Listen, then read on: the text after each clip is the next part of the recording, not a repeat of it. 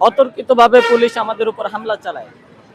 সেই হামলায় সর্বপ্রথম সাউন্ড গ্রেনেডটা আমার পায়ে এসে পড়ে। আমি একজন শিক্ষক হিসেবে আমি ভাবতেও পারি নাই যে আমাদের বাংলাদেশের পুলিশ বাহিনী শিক্ষকদের উপর এরকম নির্মমভাবে অতর্কিতভাবে হামলা চালাতে পারে। আমি তীব্র নিন্দা জানাই এবং প্রধান উপদেষ্টার বরাবর বলতে চাই যে এটা কি আমাদের সেই বাংলাদেশ, যে বাংলাদেশ 5ই আগস্টের পর গঠন হয়েছিল, নাকি সেই বাংলাদেশ যে বাংলাদেশ থেকে ফ্যাসিবাদ বিদায় হয়েছিল, নাকি সেই বাংলাদেশে আমরা আবার ফিরে এসেছি? এটাই আমার প্রশ্ন মাননীয় প্রধান উপদেষ্টার কাছে। আমাদের দাবি একটাই, আমাদের দাবি হচ্ছে স্বতন্ত্র ইবতেদায়ী মাদ্রাসাগুলা জাতীয়করণ করা হোক অচিরেই, আমাদের ন্যায্য দাবি। কারণ ন্যায্য দাবি এই কারণেই যে আমাদের পাশাপাশি শিক্ষা পাঠদান করে আসা যেই প্রতিষ্ঠানগুলা আজকে আপনার জাতীয়করণ হয়ে গেছে, এর আগ থেকে আমাদের মাদ্রাসাগুলা আমরা সমানভাবে দাখিল পরীক্ষায়, আলিম পরীক্ষায়, আমাদের এই প্রথম পঞ্চম শ্রেণী যখন পরীক্ষা ছিল, সমাপনী পরীক্ষা, সেই পরীক্ষায় সমানভাবে আমরা উত্তীর্ণ হয়ে আসছি এবং দেশের মান উজ্জ্বল করে আসতেছি শিক্ষার দানের মাধ্যমে।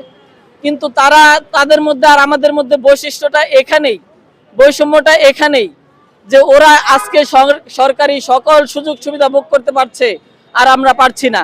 এই কারণ জানতে চাই। এর কারণকে আমি মনে করি আমরা ইসলামী শিক্ষাদানের মধ্যে জড়িয়ে আছি, সেজন্য আমরা কি বাংলা, অঙ্ক, ইংরেজি, বিজ্ঞান, সমাজ বিজ্ঞান এই সমস্ত বিষয়গুলো পড়তেছে না? অবশ্যই পড়তেছে। তাহলে সমস্যাটা কি আমি প্রধান উপদেষ্টার কাছে জানতে চাই।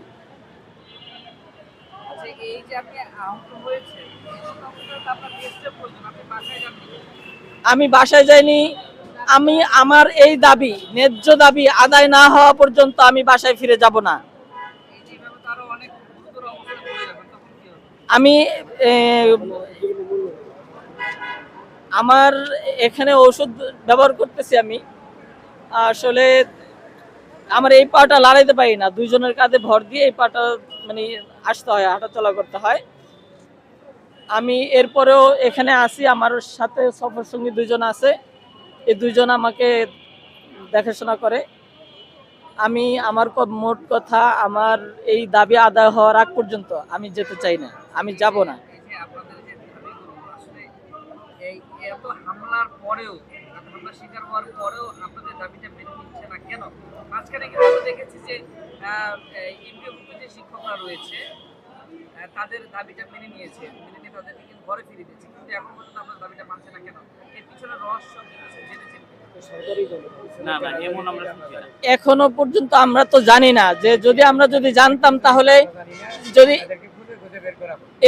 এরকম আমার কথা হচ্ছে যে এই বিষয়টা যদি আমরা জানতাম তাহলে সর্বপ্রথম তাদেরকেই আমরা ধরতাম, কিন্তু আমরা তো জানতেছি না। যদি আমার মাননীয় প্রধান উপদেষ্টার কাছে এটাই আবেদন থাকবে যে এই যে কারণে আমাদের ফাইলগুলা বিভিন্ন জায়গায় আটকে আছে, বিভিন্ন জায়গায় পড়ে আছে, ওই ফাইলের কদর করতেছে না, ওই সমস্ত জায়গাগুলো সঠিকভাবে তদন্ত করে যাতে ওই যাদের কারণে এই ফাইলগুলো আটকে আছে সেই ফাইলগুলো তাদেরকে বিচারের আওতায় আনা হোক, আমাদের এটাই দাবি। তবে আমরা এটা জানি না কাদের কারণে আমাদের ফাইলগুলো আটকে আছে।